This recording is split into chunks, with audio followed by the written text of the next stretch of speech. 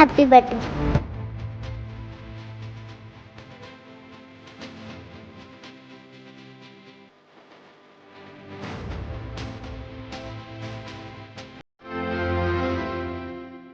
जनता मैदान रे स्वतंत्र समारोह रे सुभद्रा योजनार शुभारंभ करिसेंती पीएम मोदी।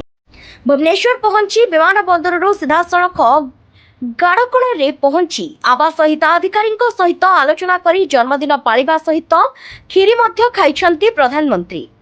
गाड़कोण आवास हिताधिकारी गृह मध्य प्रवेश कराइछंती। प्रधानमंत्री मुख्यमंत्री मोहन माझी मध्य उपस्थित रहिथिले। भुवनेश्वर गाड़कोण सबन साहिरु फेरी जनता मैदान रे सुभद्रा योजनार शुभारंभ करिसेंती प्रधानमंत्री मोदी। प्रथम पर्याय रे 25 लाख 11 जन को मिला प्रथम किस्ती।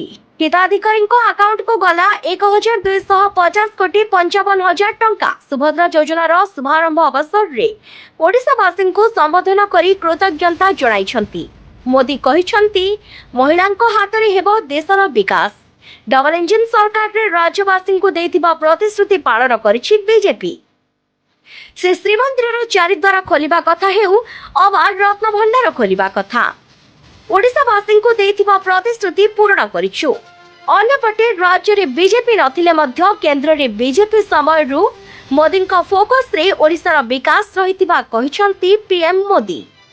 सेपटे मोदी अमल में उज्ज्वला योजना नहीं विभिन्न योजना देशर कोटी कोटी मांकर विभिन्न समस्यार समाधान करितिबा कही प्रधानमंत्री को कृतज्ञता जणाइछंती मुख्यमंत्री मोहन माझी। सुभद्रा योजना रे राज्यर मांकर विकास आमर लक्ष्य बोली कहिछंती उपमुख्यमंत्री Prabhati Parida. Bureau report KTV news.